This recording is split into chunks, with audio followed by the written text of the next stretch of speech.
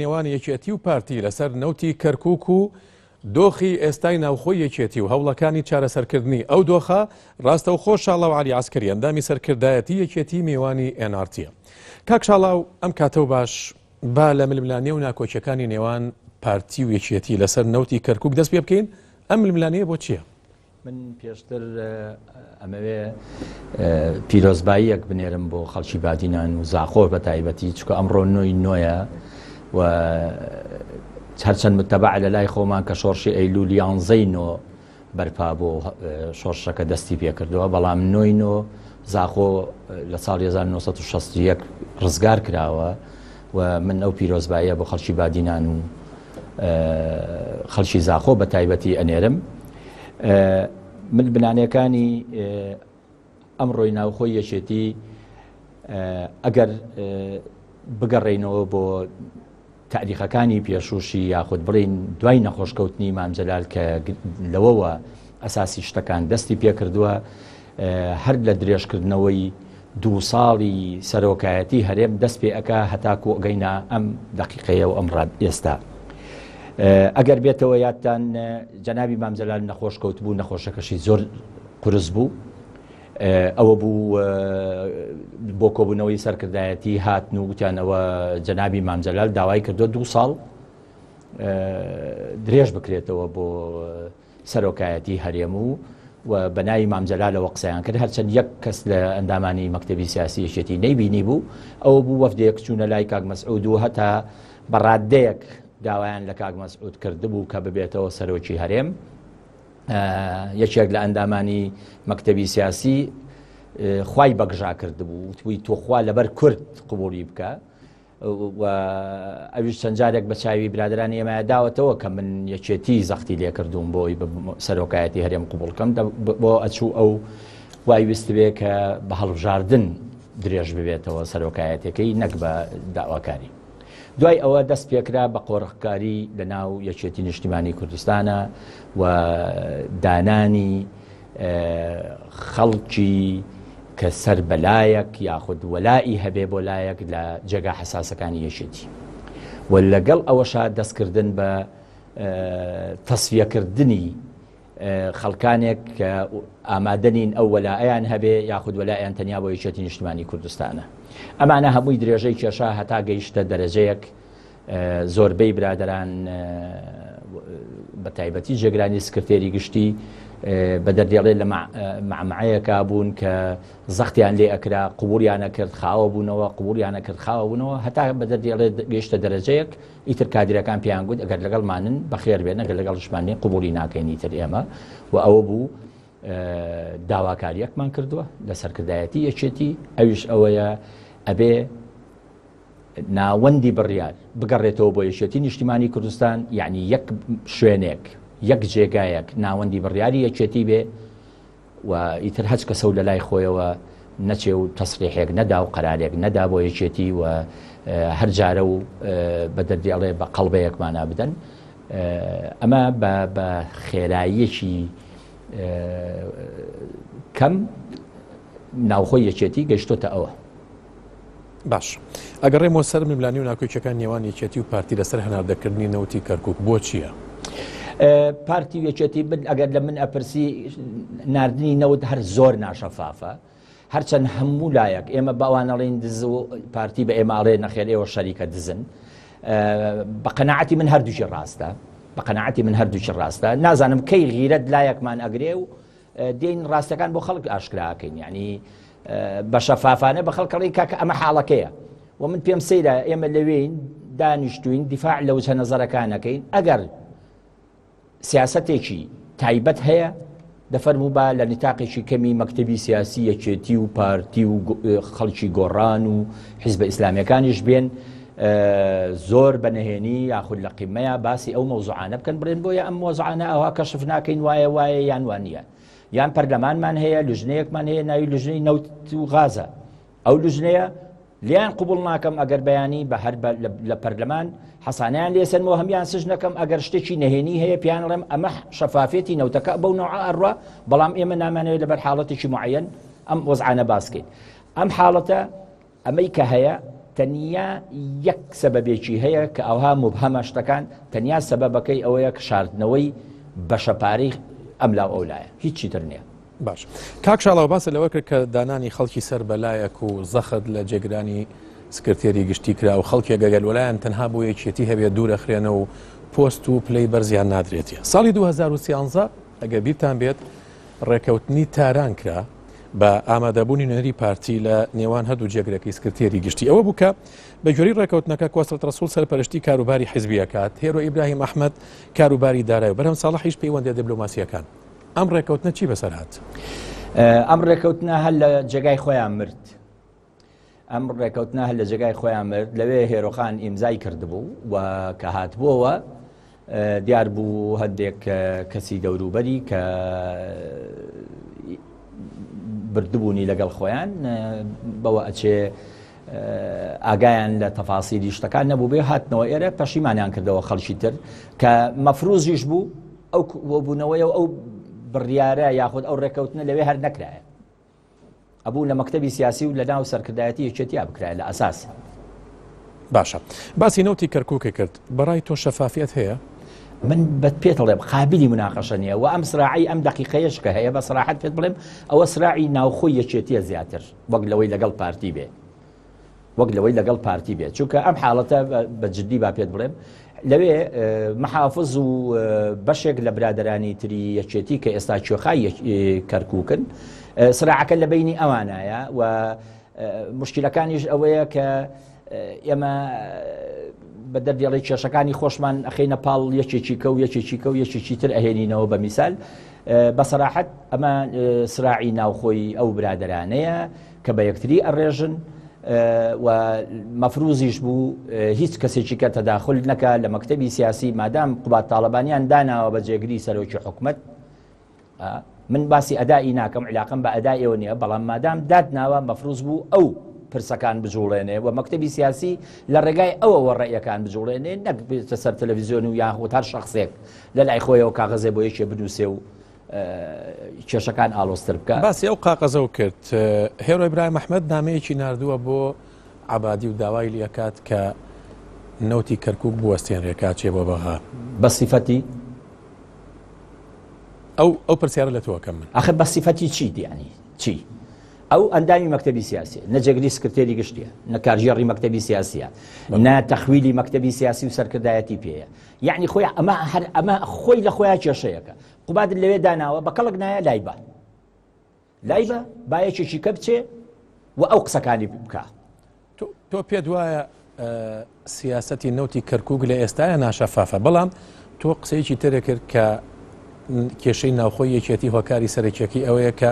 ئێستا نەوتی کەرکووک کێشەی لەسەرە پێت وایە باڵەکانی ناو یەکێتی ناکۆکن لەسەر هەناردەکردنی ئەوە کێشە سەرەکیەکان نییە ئەوە کێشە سەرەکیەکان نییە ئێمە لە هەموو جنگەکان کێشەمان هەیە ئێمە لە هەڵبژاردنە کێشەمان هەیە ئێمە لە وەزعی ئیداریە کێشەمان هەیە ئێمە لە پێش هەموو کێشەکانەوە کێشەی قوتی خەڵک تۆ وازەوە بێنە ئێمە بۆ خۆمان پۆشتە و پەرداخین بە دەردی ئەڵێ بەڵام بڕۆ ناو بازار بڕۆ ناو خەڵک بڕۆ ماڵە شەهید هەیە ماڵە فەقیر هەیە ماڵە مۆزەف هەیە باشە بە دەردی لە سەد خۆزگەم بە بیدایەتی نەوەتەکان کە هیچ نەبێت دەرگا و پەنجەرەکانیان نەفرۆشت ئێستا ئەوەش ناتوانن بفرۆشن چونکە ئەوەش تەنانەت پارە ناکە. باشە توانێت بڕیار باد لەسەر نەوتی کەرکووک بە سەراحەت پێ بڵێم ئەمانە بڕیار نین و ئێمە بەش بە حاڵی خۆمان لە ناوەندی بڕیار ملزەم نین بە هیچ یەکێک لەو بڕیارانەوە ئەگەر پرسوڕا بە هەواڵانی ئێمە نەکرابێت. پێ دوایە پرسووراتان پێ بکرێت لە باری پێمان نەکرێت قوبوڵمان نییە و ئەو قەرارانە نابنە قەراری یەکێتی ڕسمی. ئەگەر قوبوڵ نەکەن چیەکەن؟ ئەگەر قوبوڵ نەکەین ئێمە نابێتە بڕیاری یەکێتی ئەتوانێت بێتە بڕیاری یەکێک بەڵام بڕیاری یەکێتی نیشتمانی کوردستان نییە.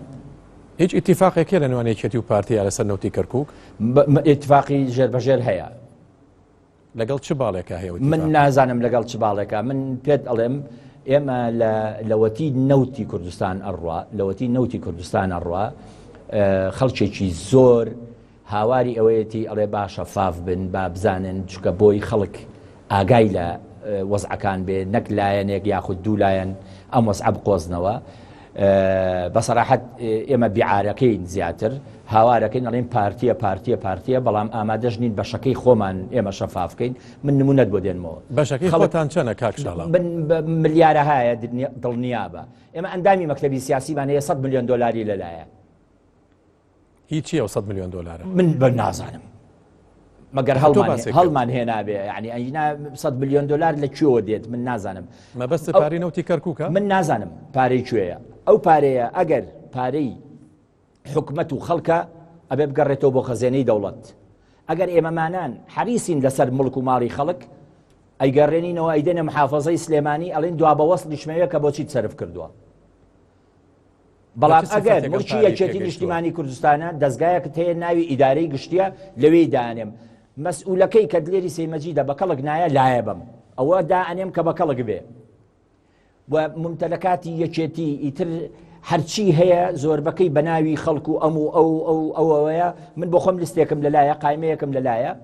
باشە بەلای ملیارەها دۆلار ممتلەکاتی یەکێتی بە ناوی خەڵکەوەیە و بەیانی کە مردیشمان بۆ ئاشکرا بکەی ئێستا من نەخێر ئاشکرای ناکەم ئەوە پەیوەندی بە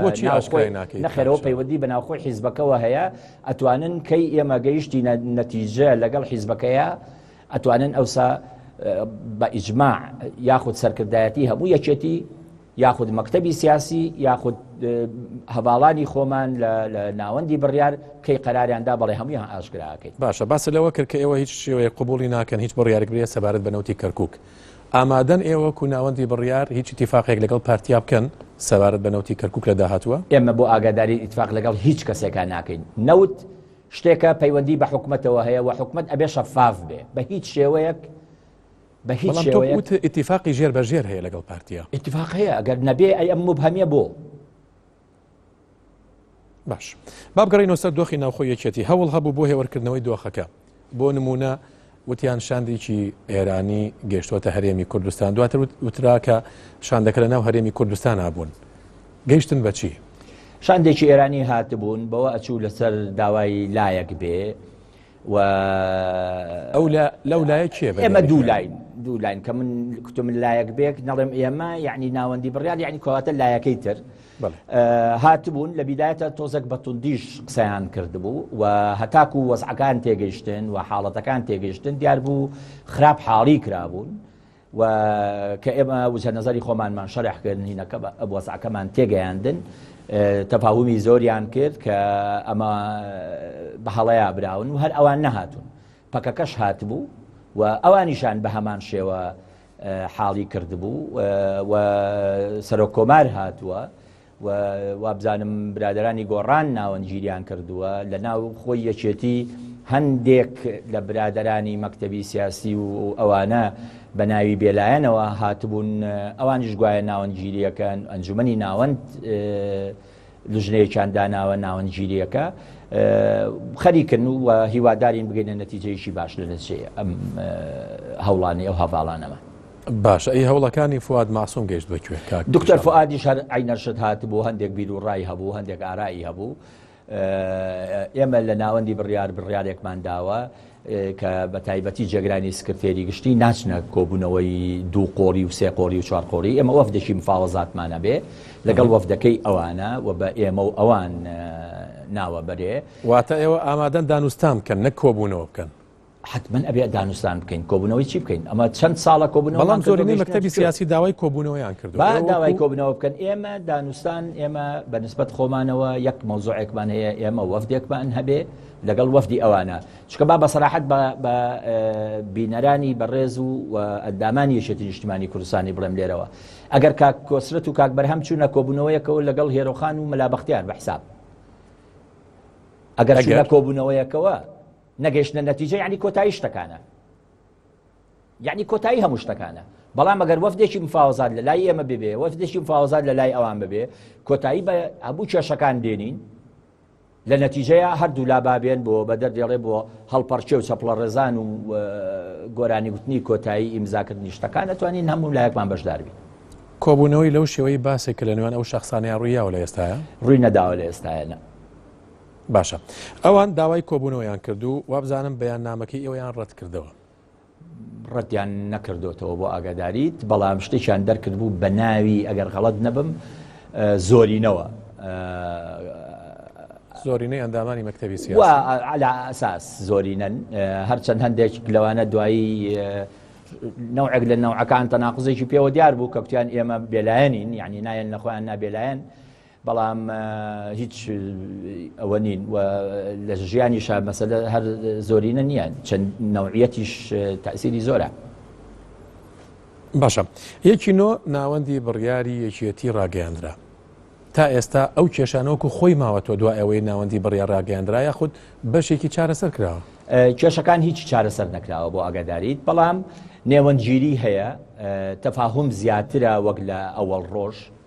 و هەردوو لا بیرەکەنەوە کە ئەمە بەڵێ کێشەکان جددین و ئەبێ حەلیشی بۆ بدۆزرێتەوە یعنی ئەوە نییە بڵێ لە حەلەقەی یەکەمای. باش ئێوە دەرەنجام هەمووتان یەکێتین ئەگەر باسی قاعدە یەکێتی و جەماوەری یەکێتی بکەین چۆن وەزعی یەکێتیە بینن لە ئێستاە کە قسەتان لەگەڵاکەن وەکو ئێوە ئاگادار بن ئێمە بەداخەوە یعنی با دەڵێن بەداخەوەڵا بە خۆشحاڵیەوە قاعیدەکەمان وشیارتر و با بڵین گورسترە لە سەرکردایەتێکەمان و ئەوەش جێگای دڵخۆشیە چکە سەرکردایەتی داهاتوو لە ناو ئەو قاعیدەیە دروستە بێ کە ئیشەڵا وەکو ئێمە نابێ هیوادارم وەکو ئێمە نەبێ بەڵام بەسەراحەت نیگەرانیان گەیشتۆتە دەرەجەی ئەخیر و بەداخەوە یعنی ئەو شوێنانەی کە ئەیان بینین و ناوەندی بڕیاریان بەدەستەوە بووە هەتاکو ئێستا هەر بە هینە عەرەبیەکە بڵێم تەحتیمی ئەندامێتی و کەوادری یەکێتی کردووە و لە زۆربەی کادیرەکانمان ئێستا ئەگەر ملاحەزەیان بکەی ئێهمال کراون لێ ناپرسنەوە و مەسائلی تەنزیم و شتیوە تقریبان کۆتایی پێهاتوە بە نەوعێک لە نەوعەکان و تەنیا موچەخۆرەکان ماون. کاک شاڵاو ئێوە لە یەکی نۆ ناوەندی بڕیارتان ڕاگەیاندووە لە یەکی نۆ تا ئێستا چه بڕیارێکتان دەرکردووە؟ ئێمە کۆبوونەوەتی خۆمان بەردەوامە و لەسەر بەرنامەکەی خۆمان ڕۆین و ئێمە پلانی 1 و 2 و 3مان هەیە ئێستا هەر لە پلانی یەکەماین و بەردەوامی شەبین لەسەر پلانەکانی خۆمان هەتاکو بنبەست بووین لە پلانی 1 ئنجاچینە سەر پلانی 2. باشە پلانەکانتان چینە توانین بە ناتوانین ئەوەی کە ئاشکرا کراوە پلانی 1. چ بڕیارێکتان گەڵاڵە کردووە تا ئێستا؟ ئێمە بڕیاری باشمان گەڵاڵە کردووە و دڵنیای خەڵکی کوردستانەکەین کە ئەم شەڕە لەسەر قوتی خەڵکە لە پێش هەموو شتێکەوە و لە هەروەها بە یەکێتەکانی شەڵین ئەم شەڕە لەسەر یەکێک لە وشەکانی شعاری یەکێتی نیشتیمانی کوردستانە ئەویش دیموکراتیەتە لەسەر ئێوەیە بۆ خەڵکی شایشەکە. پێ دوایە دیموکراتیەت نییە لەناو یەکێتیە؟ ئەزانی چۆن پرسیارێکی قورسە بەسەراحەت پێ بڵێم چکە ئێمە یەکەم شتمان دیموکراتیەتە و خۆمان بە حیزبێکی سۆسیال دیموکرات ئەزانین بەڵام من جارێکی ئەو نمونەیەم هێناوەتەوە پێم ناخۆشە چونکە کاقادر عەزیز چ وەکو شەخص برای گەورەمە و چ وەکو خۆشی یەکێکە لە خەباتجێڕە گەورەکانی ئەم میلەتە لە 76ەوە هەتاکو ئەم دەقیقەیە بە 1 سانیەش دانەبراوە و یەکێکە لە بنەماڵە بەڕێز و شۆڕژێڕەکانی ئەم میلەتەی ئێمە بەڵام هاتوۆتەوە ناو یەکێتی بوو بە ئەندامی مەکتەبی سیاسی دوو هەواڵی تریان بوونەتە سەرکردایەتی هەندێک کادری تریشان جێگا و ڕێگایی تایبەتیان هین کردووە کەس پرسی بە سەرکردایەتی کردووە خۆ ئەمە بەشێک لە دیموکراتیەت پرسە بەسێک دیموکراتیەت شەفافیەتە لە خودی بڕیارەکەدایە من لە خودی عەقڵێتەکەیە هەچ کەسێک ئیمزای کردو چێدەی کردو چێدەی کردوێتی علاقەم بەسەرەوە نییە لە خودی عەقڵێتەکەیە عەقڵیەتی تەسەڵوت عەقڵێتی ئەوەی کە حیساب بۆ خەڵک لایەتی تر نەکردنە مەوزوعەکان. پێ دوایە ئێستا دووبارێکەوە پرسیارە یەکێتی کێشەی دیموکراسی هەل ناخۆیە؟ دڵنیا بە کێشەی دیموکراسیە چکە دیموکراسیەت یعنی شەفافیەت یەکێتی بە هیچ شێوەیەک شەفاف نییە. لەناو تا شەفافیەتی نییە لە بڕیاری سیاسیە شەفافیەتی نییە. پرسیارێکی تر هەیە هەمیشە گلەی ئەواکرێت کە دارایی یەکێتی هیچ ڕوونیەکیتیان نییە ئەمە ڕاستە؟ بۆ ئاگاداریت شتێکمان هەیە ناوی مەکتەبی داراییە